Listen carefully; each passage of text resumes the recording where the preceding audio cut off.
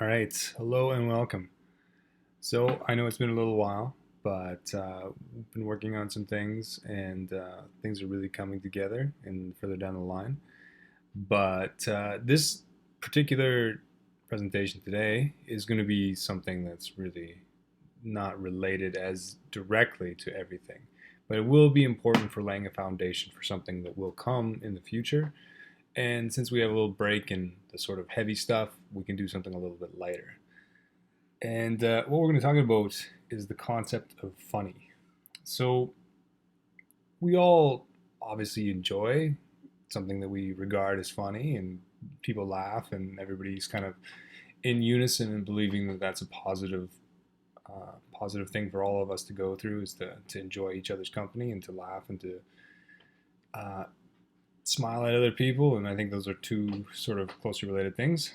But let's go a little deeper into it and try to understand it a little better, because it's kind of a peculiar situation where when it happens we sort of have this release of sort of emotions or of sort of joy. There's kind of like this sort of pressure valve that just pops, and it's sort of unconscious.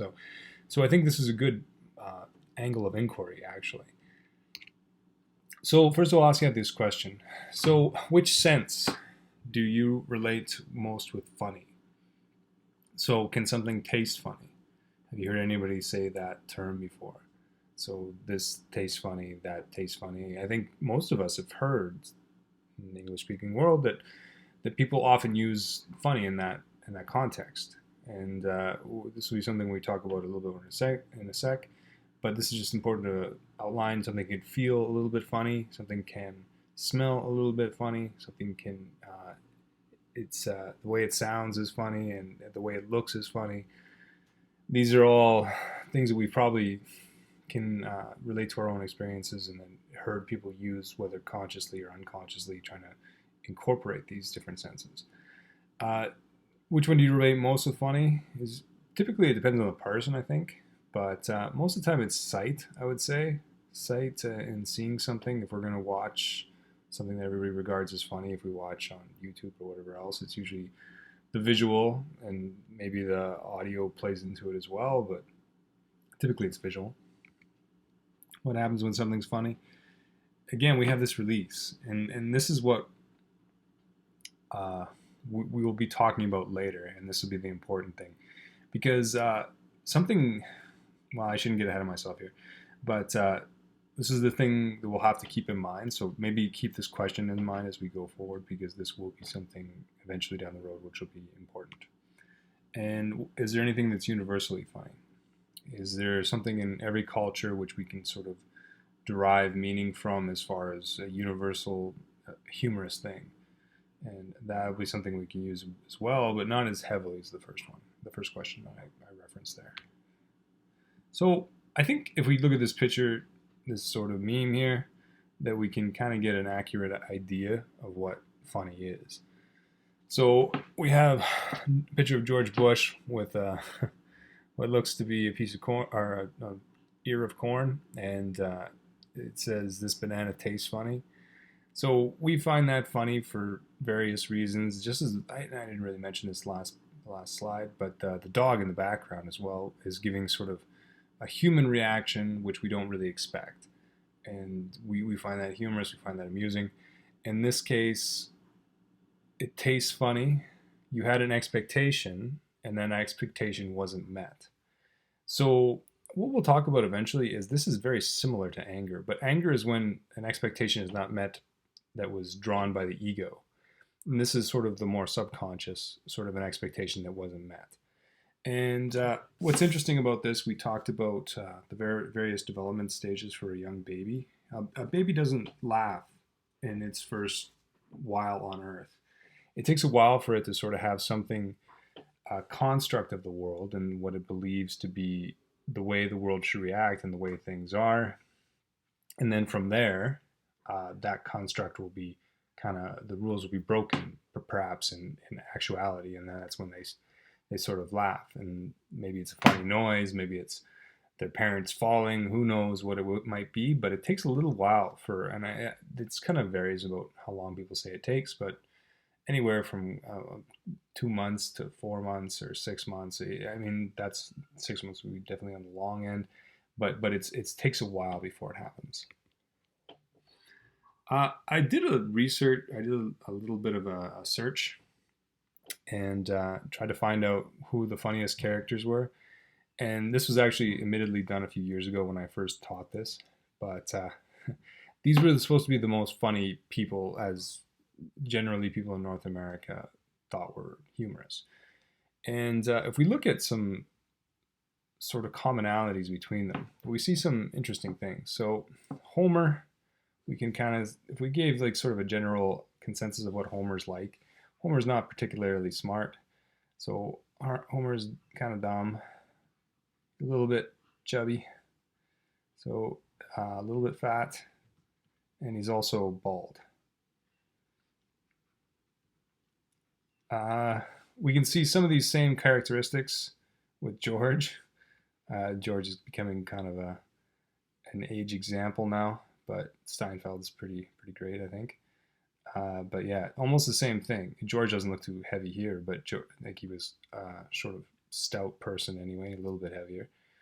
And he wasn't so much dumb that he was just anxious and reactive and everything else. But he was kind of a stooge for most people. Like he's sort of, people saw him as really a goofy person. And we can see some commonalities here too, again, with Heavy Cartman. And Cartman breaks a different rule that we'll talk about in a little bit in a sec here. But Cartman just says whatever he wants. He's very unfiltered and just lets loose. And that's kind of with this one too. And we're seeing some commonalities here. Stewie's not fat at all, but he's a little bit funny looking, we could say. And I think that we can kind of agree that a lot of characters that we find humorous, with the exception of what we were talking about with him, Cartman, being just kind of a jerk, that most funny people are funny people that we think of that are not particularly doing well. So they're socially low status and do things that the rest of us feel self-conscious about, and they do all of them in spades. Stewie's, of course, a little bit of the outlier here, but it kind of shows you some generalities here. And I think this is kind of the dark side of it, is this sort of like wanting to see other people fail. Like if you see somebody fall, sometimes it's funny, but if you see somebody that fall and you have empathy for them, so maybe they're a very old person or there's somebody that could be seriously hurt, that goes away. But if it's somebody that you think deserves it, so somebody that's dumb, for example, or somebody that's we don't have a lot of empathy for, then we'll probably think of it as funny.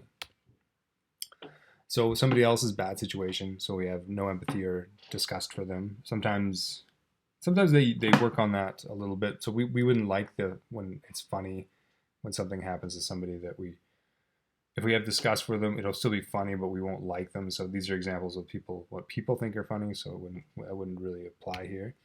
But something is sort of surprising, and that sort of surge of emotions of breaking some preconception of what things are supposed to be like.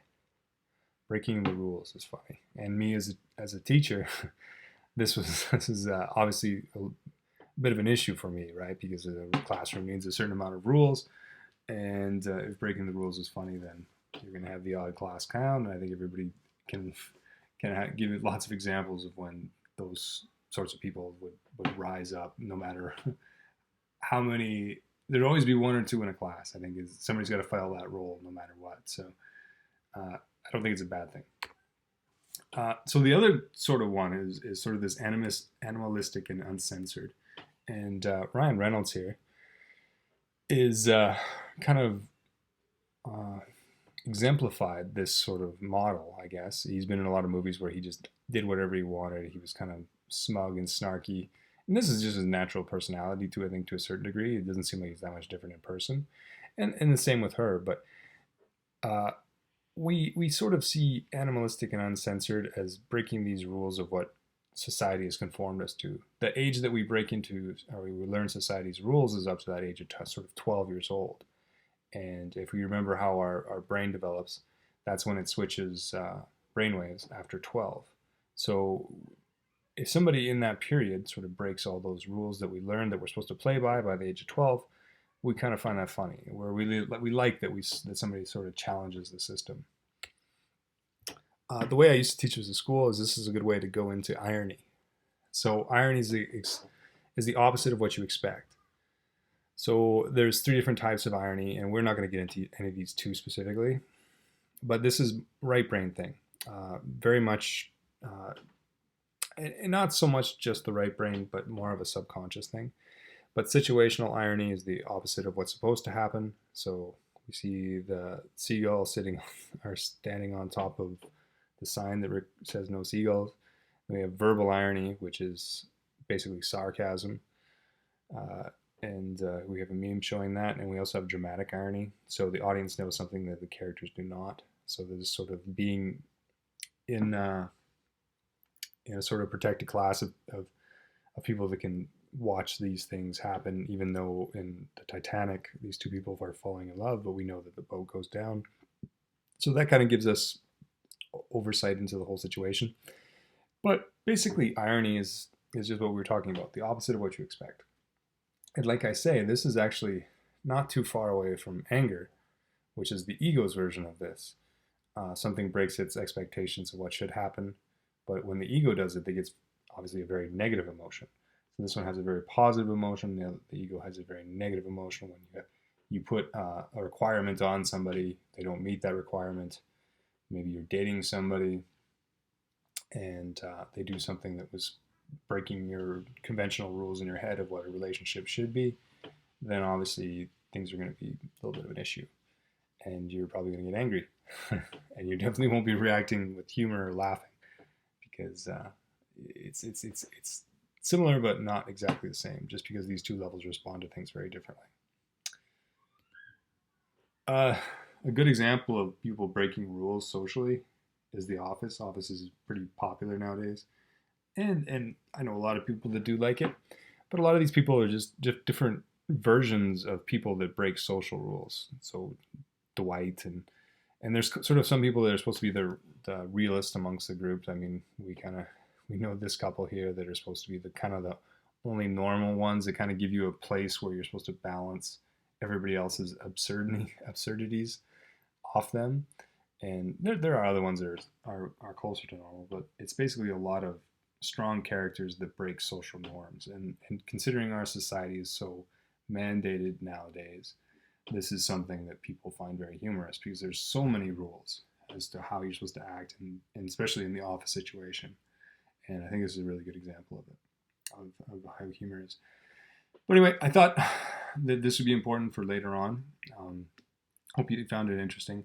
And we'll maybe talk about this a little bit more specifically later on. But for now, I just kind of wanted to lay the groundwork, and then we'll address some different things a little bit later. But for now, we'll leave it there. Also, hope you have a good day. Talk to you soon. Bye-bye.